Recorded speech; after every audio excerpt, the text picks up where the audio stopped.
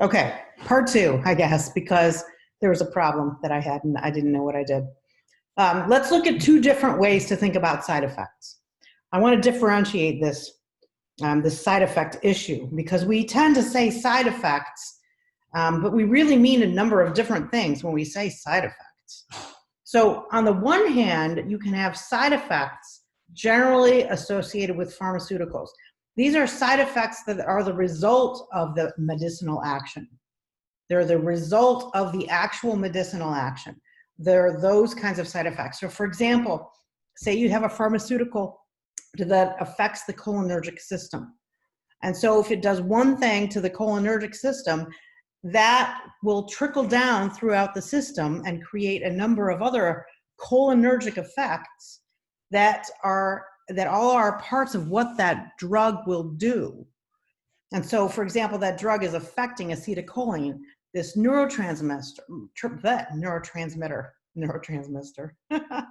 this neurotransmitter that will carry that effect throughout the body. And the drug will have this effect over and over and over again because it just affects the cholinergic system, and that is just the way it is. Then you can have a different kind of side effects that happen more as a result of the way the body is changing because of the herb. So the cholinergic side effects don't really go away. It's not like the drug affects acetylcholine in the first 3 weeks and then stops affecting acetylcholine. The drug affects acetylcholine, and so you have cholinergic effects. That's just what it is. But you can have an herb that will do something that will change the way your body functions. And as it's changing the way your body functions, you have adjustments in the body that happen as a result. And those could also be seen as side effects. So for example, let's say your digestion is kind of stuck and you need help unsticking your digestion. And so you take an herb that does something like increases bile. Now bile can help, increased bile can help with your digestion, but it can also result in things like diarrhea. And so if you're all stuck because your digestion's a problem, and then you take an herb that helps with that, and one of the ways it helps is it increases bile, then you're going to have these side effects of the herb, which are sort of like your body adjusting to getting better. And so it may mean that your body will have diarrhea, or you'll have some other level of discomfort somehow because that herb is helping your body. And in order to help your body, you have to get rid of some of the junk. And so you have that discomfort in getting rid of that junk that is in alignment with a more healthy eventual goal. Okay, so that would be also a side effect, but it's different because it's transitory. It's not constant. It's happening as a result of your body changing, and then you won't have the side effect anymore once your body is operating more healthily, because then you won't have that really increased bile that creates what you find uncomfortable. So one's an impact of a medication that does one thing that just will continue to do that one thing. The other is the effect of the body transitioning to better functioning. So if you think about differentiating side effects in these two separate ways, I think it will help, because we tend to think of side effects as something that's just there forever. It's not always there forever. It depends on what we're looking at. The second thing, or one more thing, not the second thing, obviously. Another thing to look at are adulterated herbs. So when you read or hear, well, this herb is often adulterated, that's not about the herb. That's about the person who produced it, the seller, that sort of a thing. So if a person is careless, or if they don't test, well, I guess that's the same thing as careless, or if they are not trustworthy, so they're doing this on purpose to make a profit off of you that is from putting junk in their herbs. So it's sort of like adding sawdust to their bread so they can make more bread with less materials. Okay, so if you have an herb that is adulterated, remember, the adulteration is not about the herb. That's about the person who's producing and selling the herb.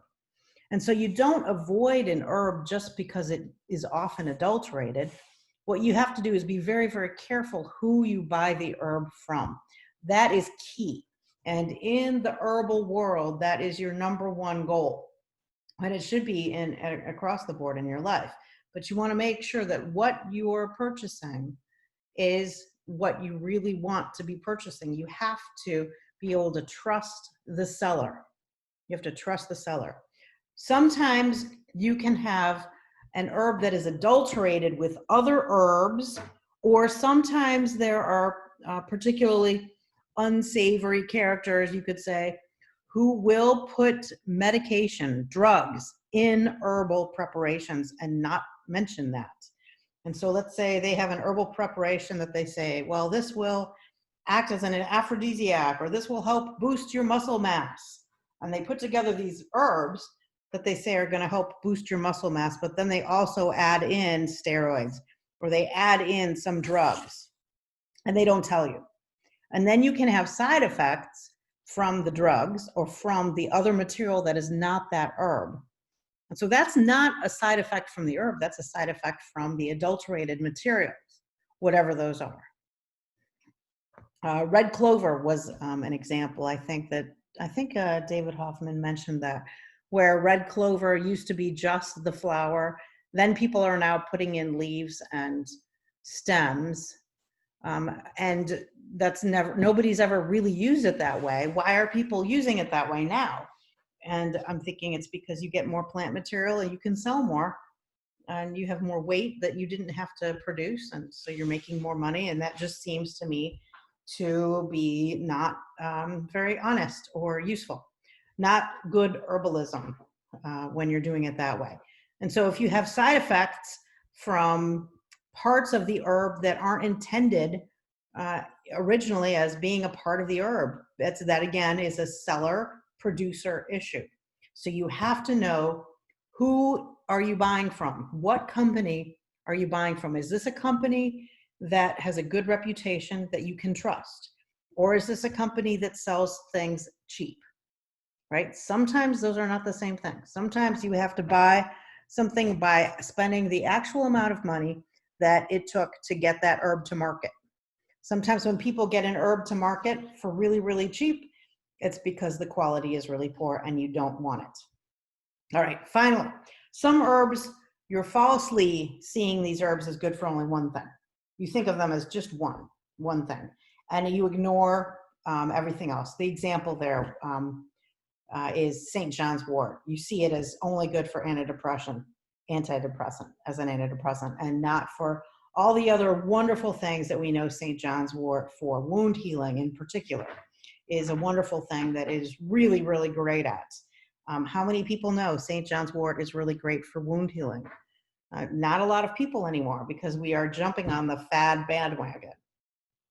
So think about those examples, and I guess it would be yesterday's talk by David Hoffman. All right. Next, we're going to talk about digestion and the liver. So those systems that are connected, the liver with the digestion. And so let's think about this. First of all, what is it that creates health? Health is about your ability to receive nutrients and to use them. You use them by transforming them into energy. Health is about your ability to eliminate waste. You want to get that out of your body, get the waste out, get the toxins out, get the pathogens out. And health is about your ability to fend off illness, fend off pathogens, to heal. Okay, so healing, receiving nutrients and using them, eliminating waste, that creates health, because if you remember, part of being an herbalist, or at least believing or subscribing to this tradition of vitalism, is this idea that the body naturally moves toward health. And if you can just get out of its way and you can give it what it needs, then the body will naturally move toward health. Think of your gut, your digestive system, as a hole that goes all the way through you. This may freak you out for a second when you think about it this way, but it is one way to think about it. The gastrointestinal tract from your mouth to your anus is essentially a hole that goes through you.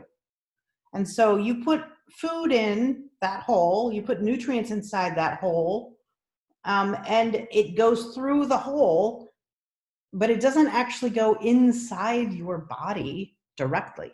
In fact, if it does go directly inside your body, that can create a tremendous number of problems. And so the skin that is all along the inside of you, in other words, that epithelial layer in your intestines, for example, that's built to keep out pathogens and to bring in nutrients. That gastrointestinal tract, that whole gut digestive system, responds to other systems, your nervous system, your blood flow, the immune system. All of those things work together. Your gut is even said to hold, any kind of estimates. People say 70%, they say 90%. Most of the time it's in between there, of the immune system. And you can see why this is, because again, if you think of it as essentially a hole inside of you, that hole needs to defend from all the things that are outside the body. And so you're swallowing things that are not your body, and they go through that hole. And as they go through that hole, the body secretes fluids that help them break down and then absorbs parts of those nutrients through the walls. But, essentially that thing kind of remains outside of your body in some form or another until everything is extracted from it that it needs to be, and it's then excreted. So of course you need immune system right all along all of that hole in your body, so that you can protect yourself from the things that are outside the body. And so all of this is mucous membranes, and those mucous membranes need to stay healthy, and so that they can be able to absorb what they need to and defend against what they don't want. In order to digest well, to take this food that you swallow and pull out of it everything you want out of it, in order to do that, you need enzymes. So enzymes are things that break things up, break things apart. You need stomach acid. Stomach acid will help break things down. Also, stomach acid will kill pretty much anything. And so you have a bacteria that's in your food, you swallow it, and that stomach acid will go to work neutralizing that bacteria. You need bile and you need gut enzymes. Gut enzymes, in addition to the enzymes in your saliva, also help break things down. Bile will help break food down, break fats down in particular. And you need movement. Your food has to move. After you swallow it, it has to move from your throat all the way out. And so you need this movement, this peristalsis, this movement from the esophagus all the way through to the exit of the food. So digestion starts in your mouth. And you got to think about this next time you eat, because it's really critical that you chew more than you're chewing. I don't know anyone who chews as much as they should, I think, pretty much. It is awfully hard to be that patient. And a lot of times we're in a rush. And when you think about the schedule you want to keep and you tell yourself, oh, I can eat lunch in 10 minutes, you're not doing your body any favors, actually. And I don't know that you're saving much time. I remember when I was in high school, I ate lunch during orchestra. And so I would take a bite, in between movements, or, when the first violins weren't playing, I would eat my lunch and then I would quickly come back in after 4 measures. That is not a relaxing way to eat lunch, right? And if any of you eat lunch in that same way, it is not helpful for your digestion. The whole digestion system is kind of governed by the parasympathetic system. Rest and digest, those are words there for a reason. It's not just because they rhyme and isn't that cute. So the idea behind rest and digest being part of that same system is that you digest when your body feels safe and relaxed. If you're not feeling safe and relaxed, then your body is not able to expend the energy it takes to digest. It needs to do other things like run, hide, fight, flight, those sorts of things. And so you need to be in a relaxed state to do some good digesting. It starts in your mouth. You have saliva in your mouth. The saliva contains enzymes. And so there are enzymes that break down fat and break down carbohydrates. So starches, amylase, lipase for fat, and then you have lysosomes. Those break down bacterial walls. And so if you break down the bacterial wall, then kind of the bacteria explodes and is no good anymore, which is what you want. And so you have sort of like this antibacterial enzyme in your saliva. So here's the thing that's interesting is those enzymes in your saliva work really well until they hit your stomach acid. So if you chew your food like 4 times and then you swallow it, that food does not get much chance to be able to get that digestion started. And in the stomach, you're really not breaking down much other than protein. You're doing some breaking down of fat, but a lot of the starches are not broken down very much in your stomach.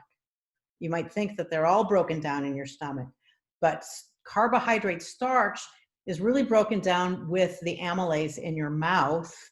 And then when it's through your stomach, past the stomach, then it can be broken down again. And so what you want to do is really help your stomach along by starting that digestion process in your mouth by chewing really well. And so you chew, chew, chew, get that saliva really in all of your food, get that food almost to a liquid form. This will help your gut. It will make it a lot easier for you to digest. You won't need to use as many enzymes when you do that digestion because you've broken your food down already so well in the mouth. The stomach itself is highly acidic. That will break down food. That will also destroy pathogens, that acid. Your stomach can expand 20 times, which is crazy. You can hold like a 1.5 liters of liquid in your stomach. That stretching provides feedback to your brain. And so we call those stretch receptors. It's one of the ways that your stomach can signal to your brain, hey, I've eaten enough.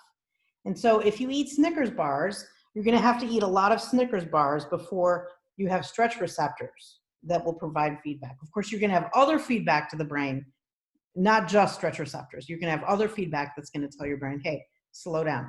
But the stretch receptors are really useful. Sometimes when people eat and they have an eating disorder, they may feel that stomach stretching, which is what it's supposed to do. It's normal, it's supposed to do that, but it might freak them out because they don't understand how it works. And so if you imagine you're going to eat like 3 cups of romaine lettuce, very, very low calorie there, but, a good amount of nutrients. And so we would call that nutrient dense vegetable.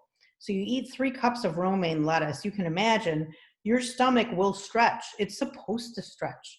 And those receptors will send messages to your brain saying, hey, we're pretty full. We're pretty full. Well, and so people can kind of get used to this idea of the stomach stretching, that feeling of it being stretched, but knowing in their head that they're really just eating romaine lettuce. And so even though it feels stretched, it doesn't mean that they're getting fat or anything like that people with eating disorders sometimes worry about. Anyway, a little side note there. Here's a little picture of what things look like or might look like on your insides. You can see your liver is pretty huge.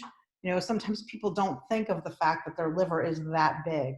The liver has to be that big. It is very busy. It does a ton of work. So you've got the liver, you've got the gallbladder there, right there by the liver. The gallbladder and liver work together. There's your stomach. Your stomach goes into the duodenum, which is this area of kind of muscular, the beginning of your small intestine. It's not very long. It's sort of like a little C or a little arch kind of. And then it goes into the rest of your small intestine, the jejunum and the ileum. That then eventually empties into the colon, the large intestine. And so you have the large intestine that looks kind of like a picture frame a little bit, except you're missing the bottom, the full bottom end. And so you've got the part of the colon that goes up from the end of the small intestine, and that's called the ascending colon. Makes sense, right? Because it's going up. And then the food goes across the transverse colon, and then it goes down the descending colon and out. So that's sort of your digestive system. The pancreas also, we didn't mention, that's pretty critical up there. All right, so when food hits your stomach, right, you've been chewing it like an amazing person, you're chewing it until it's almost liquid, then you swallow it, and your stomach is like, yay, thank you. Now I can really do some great work with this. It hits the stomach, and you have pepsin. Pepsin is an enzyme that breaks down protein. You have hydrochloric acid. Hydrochloric acid helps make the pepsin from pepsinogen. Anyway, hydrochloric acid is this very highly acidic environment that will help kill things as well as break down proteins. Gastric lipase. This is a kind of fat enzyme that can exist in an acidic environment. You don't have gastric lipase in your mouth. You have salivary enzymes that break down the fat. You'd have the gastric enzymes in the gut because they can exist in a more acidic environment. You don't have carbs that are broken down in the gut. The amylase stops working. Stomach lining itself has to be really healthy. You have that mucus barrier that protects your stomach lining. Because of all this acid going on, you need that protection. If you don't have enough acid, that in itself is a huge problem. And so a lot of times what people do is their stomach starts feeling unhappy, and then they take antacids and they get in this habit of lowering their stomach acid. Well, they lower the stomach acid, there's a problem because now their food is not digested as well. And you can end up with bigger chunks of food that don't get well digested, and that can create further irritations in the lining of your stomach. And then maybe your mucus layer is not working very well. And so your stomach lining needs to be healthy. And you have to have enough stomach acid to do the job. Generally, as people get older, they have lower and lower levels of stomach acid. And that can be a problem. And they start having more trouble with digestion because they don't have enough stomach acid. Incidentally, holy basil, hawthorn, and omega-3s can help those intestinal walls. They all help by protecting and improving the mucus lining in your stomach and intestinal walls. They can help you get rid of excess mucus. They can help heal ulcers in your gut, help lubricate those intestinal walls. Hawthorn protects gut walls. It's antimicrobial, and it supports good microbes. So herbs can be very, very helpful to the digestion. All right, so that's the stomach. After the stomach, what happens is the food then goes into the first section of the small intestine, the duodenum. And it's just this little piece here. So if your small intestine is 21 feet long, this is obviously not a lot of your small intestine. This is the first part of it. So the duodenum is this really interesting place where, so the food comes in from the stomach. It is mixed with hydrochloric acid, very acidic, right? And the food comes in the duodenum, which is not acidic. And so the food comes in and it has secretions from the pancreas and the gallbladder. Now the pancreas sort of washes the food in this kind of doused in juices that have sodium bicarbonate. And so if you think sodium bicarbonate, baking soda, what does that do? Well, it very much neutralizes acids. And so the duodenum is not an acidic place. It is a neutral place. And it's that neutral place where we can start breaking down those carbohydrates again. And so enzymes that break down carbohydrates start working again in the duodenum. Again, if you could get those carbohydrates really well broken down in your mouth, it's a lot easier when they move through your gut, so that here in the duodenum, they don't have to be broken down from scratch. And so you have juices that come in from the pancreas. You have enzymes, and you have this kind of neutral sodium bicarbonate that helps create a neutral environment. The problem with the neutral environment for some people is that it is more open to bacterial infection. And so if your stomach acid isn't able to do the job of killing all the bacteria, maybe it's overwhelmed, maybe you don't have enough stomach acid, maybe you're neutralizing your stomach acid, and then you're not killing everything, and then it goes to the duodenum where it's not an acid environment anywhere, and bacteria can thrive when they shouldn't. And so ideally, you have all kinds of really great, healthy microbes in your small intestine that can fight this off. This may not always be the case. You may have trouble with your small intestine and bacterial overgrowth. So the duodenum is a really important place where that digestion process is sort of pretty much finished before it goes into the rest of the small intestine. So you've got the chyme, liquid mash called chyme that comes in from the stomach.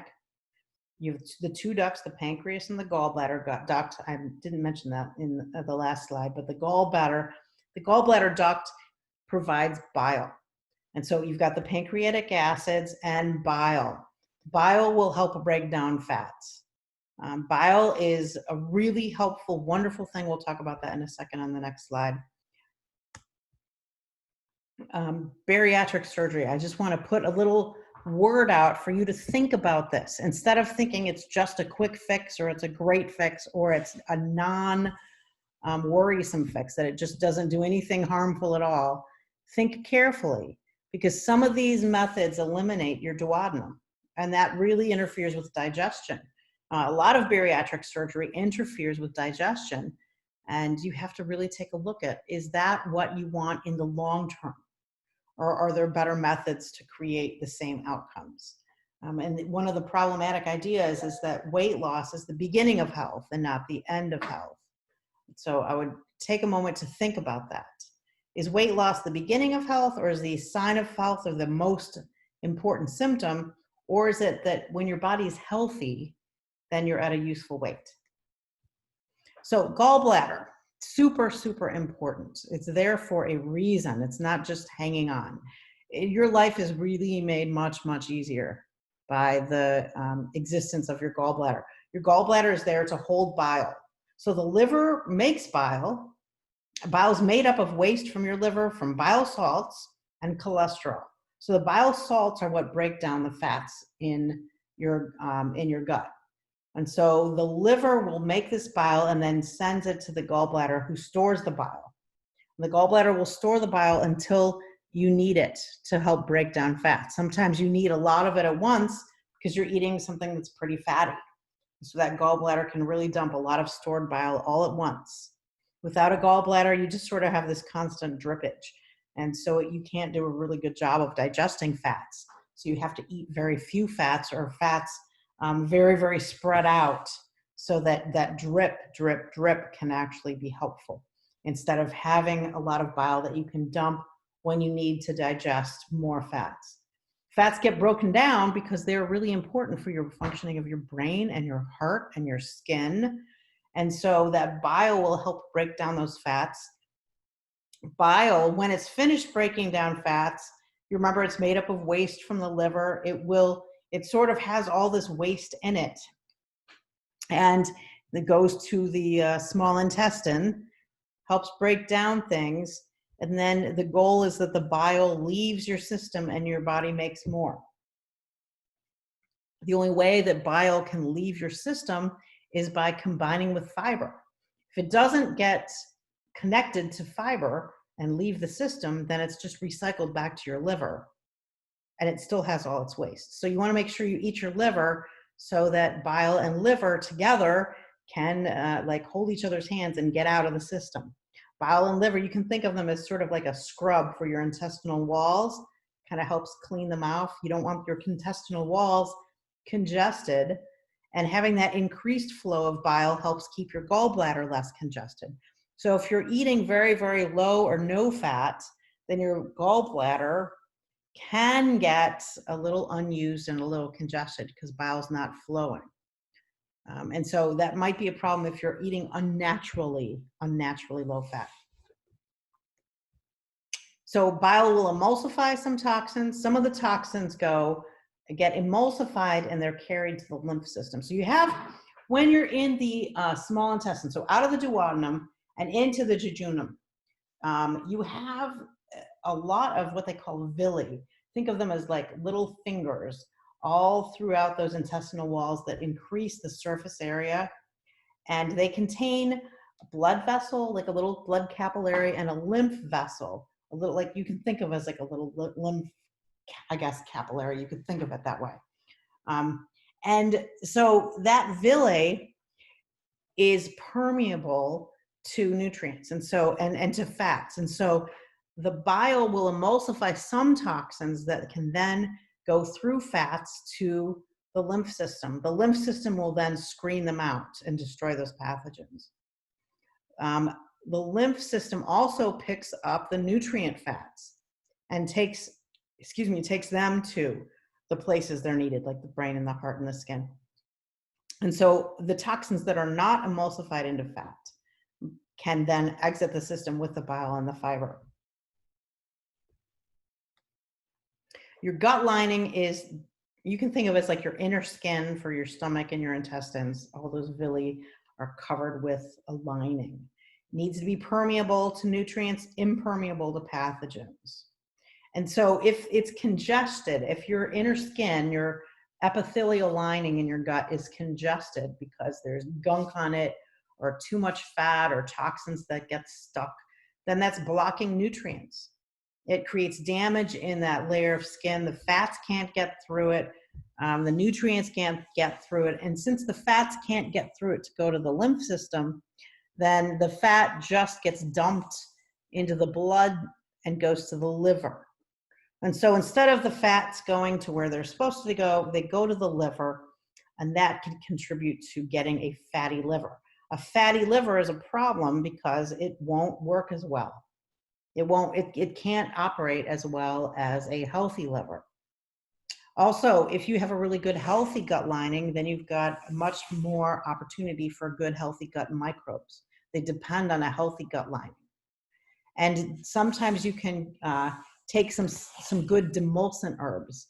Demulcent is like this kind of slippery feeling. If you've ever felt like what marshmallow root feels like, not marshmallows, but marshmallow root, it's kind of like this slick, slippery feeling. Demulcent, that's a demulcent herb. That can help keep your gut lining lubricated. It feels kind of oily maybe, but oily is really kind of a bad word for it. Dandelion, for example, is a demulcent herb, and slippery elm is a demulcent herb. Slippery elm is very healing. We'll talk about that in a second. Okay, so we've got your food in the villi going, fats going to the lymph system. If your villi and your gut or your intestinal walls are kind of congested and blocked, then things just sort of get either dumped outside your system, you excrete them, or they go to the liver where they're trying to get screened out. And the liver can help a little bit, but it's really it's not the job of the liver to do this. It's the job of your intestines to do this. And so in your liver, you have blood that comes from the digestive system. It comes through what they call the hepatic portal vein. And then blood also comes from the hepatic artery. And so that blood is full of oxygen. The blood from the digestive system is full of nutrients and some toxins, whatever things you've eaten that need to be screened out that weren't screened out already. Liver stores and filters your blood to remove those toxins and pathogens. The lymph system also filters the lymph, which is sort of like the blood, only without red blood cells, sort of like that. The liver can form and secrete bile, makes bile, secretes bile, stores glycogen, like your blood sugar kind of. It buffers your blood glucose, it metabolizes fats, it synthesizes amino acids, processes 3 pints of blood per minute. It's an amazing thing. Your liver is amazing. And you don't want it to become too congested. And so being careful of the things that you eat that your liver has to take care of. You want to make sure that you're not doing a lot at once. Sometimes your liver gets super busy with one thing and it can't break down something else. Then you have problems. You drink alcohol, then your liver has to be really busy breaking down those toxins, and it may not have time to break down some of the excess, or not time. I mean, it's just like there's priorities. Your liver is going to break down first the things that are the most dangerous. And sometimes you have excess estrogen that it may not be able to break down, etc. And so you want to keep a really healthy liver so that your body functions much more usefully, much more healthily. Okay, large intestine, Most of this is liquid and fiber and unabsorbed material from the small intestine. You still get a chance to continue to absorb through the large intestine, but it's not full of these villi like in the small intestine. You can still absorb nutrients through your epithelial layers, but water is kind of pulled out of all that material, all that leftover feces, that's leftover undigested food, stomach secretions, undigested fat, bacteria, etc. Water is absorbed out, and that's generally your urine that dries out the feces so you can expel them more easily. Remembering again, herbs help digestion to go toward homeostasis. And so if you're still stuck in this idea that an herb is only supposed to do one thing, can continue to try to climb out of that box. Just challenge your thinking over and over because you're stuck in thinking something that's inaccurate. David Mowry, you're reading one or two of his things in your readings. And so he says there are probably more herbs that act on the digestive system than any other system of the body, which is kind of cool to think about when you realize the digestive system is so critical to your overall health. You have to get nutrients and you have to get rid of waste. And that's what the digestive system does. And so you have all kinds of herbs that help in many, many ways. Herbs help the liver, they can help the gallbladder, they nurture the stomach lining, etc. And these herbs act toward homeostasis. In other words, they have bidirectionality.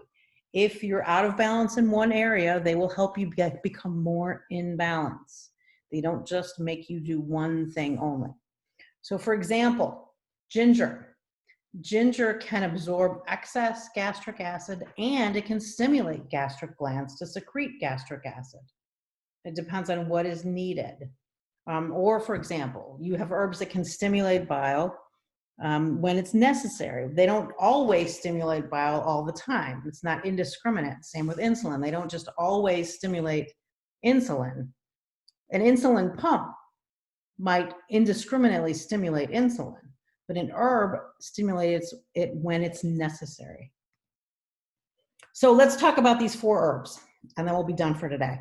So ginger, and these just really kind of briefly, I want to give you a little snapshot of how these herbs help your digestion. So this is specific to digestion. These herbs do other things, but specific to digestion, ginger, so far they've identified about 115 bioactive compounds. Now, remembering there are lots that we haven't identified yet, but if you think about putting together 115 medications, does that blow your mind? Like, that's what ginger is so far. 115 medications all in one pill, right? You could think of it that way. 115 bioactive compounds. They help increase that movement, that peristalsis or motility. And so that can help speed things getting through your gut. Sometimes that can be useful, especially if you have really sluggish digestion and things don't move through there very quickly. You want things to move through there faster than the super slow version, because some things you want to get rid of. Ginger can help you increase enzymes. It can help increase saliva. It contains an enzyme that is extremely potent.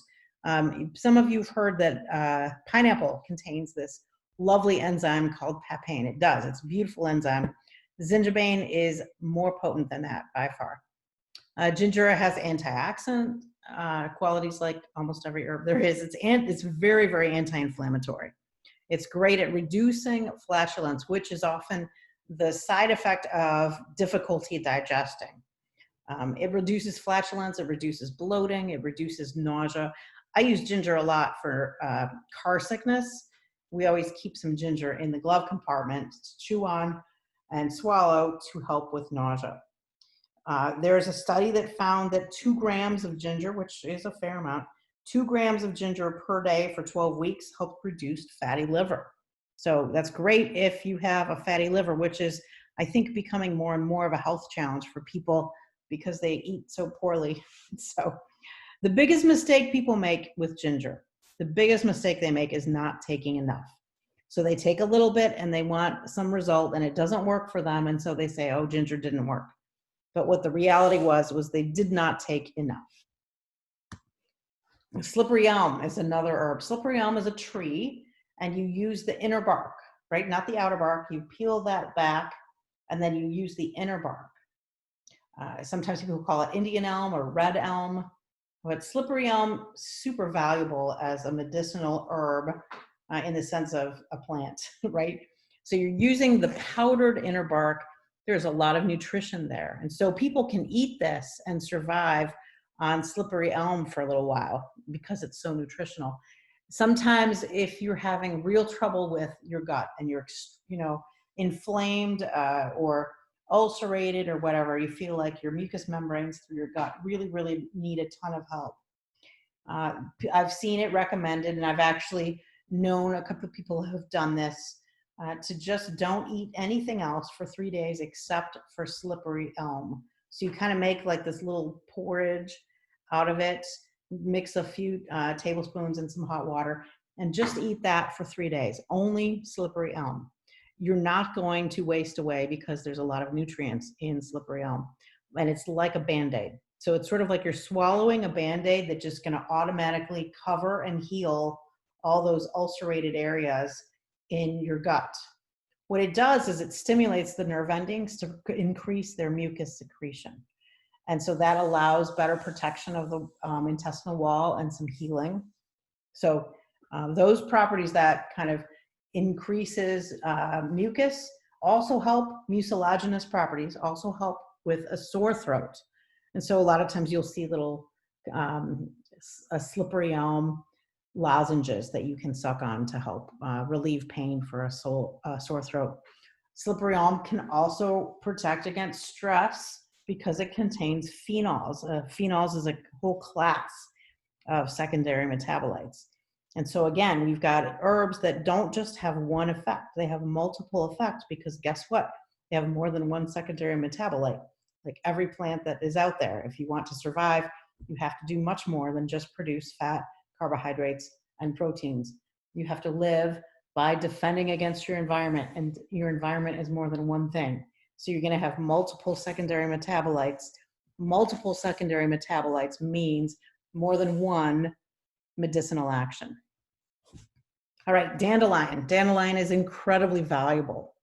Dandelion helps reduce liver congestion. It improves and stimulates bile flow in your liver. It can increase hugely the amount of bile. So this can really help with gallbladder, because that amount of bile can help kind of clean out that gallbladder and reduce congestion. It can help reduce bile duct inflammation. Again, you're pushing a lot of bile through there.